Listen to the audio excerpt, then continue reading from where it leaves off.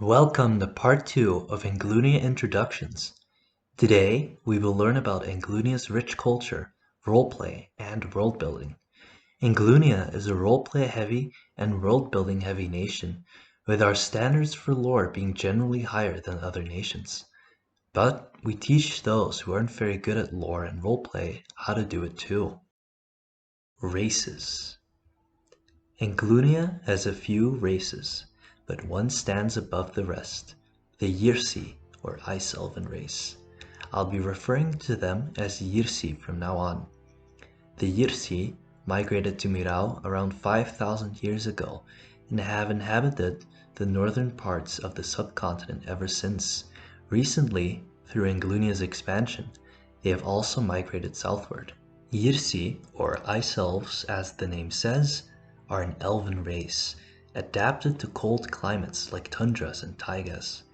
Their skin is a shade of light blue. Their hair is typically white, silver, or blue, while usually having blue, red, or yellow eyes. The Yirsi have a long and troubled history, and their history is the history of Anglunia, but they're not the only race in Anglunia. There are also several human races, like the brown-skinned humans in the south, or the red-headed humans in the region of Andor. Roaming through the deserts are the Azadal, or Dune Elves, who migrated from Rathnir. They are an elven race with ebony skin and adapted to climates of extreme heat.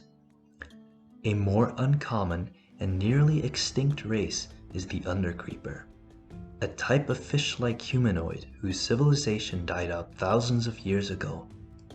There are other minor races in Anglunia, but these four, Yirsi, humans, Azadal, and Undercreepers, have been roleplayed the most and have been the most impactful. Achternaya.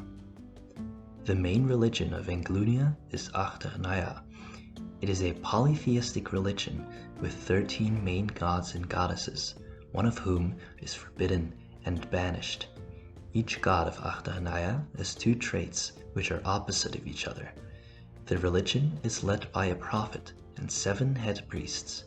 Its followers typically sacrifice things to a blue fire, and sometimes even animals or humans are sacrificed. Achternaya has always been a part of Anglunian culture, and it is completely intertwined with the nation and its identity. Yirsital. Anglunia has an official language, namely Yirsital. The lore writers of Anglunia created this constructed language, or conlang, to make the world more believable. It has grammatical rules and a few hundred words. Some words are, for example, Aya, meaning beauty, or Xoltaan, meaning war or calamity. Anglunia's writers always continue expanding the language. Even poems have been written in it. Clans or houses. Anglunia is a medieval kingdom. These kingdoms typically have noble families in it. Anglunia does as well. Its main houses include House Nuan, House Rezuraya, House Lochaplan, House Vindhya, and so on. Each of these houses have their own different generations of family members, house banners, mottos, histories, and so on. Creating your own noble house in Anglunia is also a possibility. Houses also feud with each other. For a long time, House Nuan and House Lochaplan were enemies, but in the current day and age, they are allied together against House Rezuraya. Notable characters. People roleplay their own characters in Anglunia, and some of these characters end up being very impactful and popular. There are several notable characters that have influenced Anglunia in its history. Yinubert de las Nuan, the second monarch of Anglunia, who won against the Austonians in their rebellion.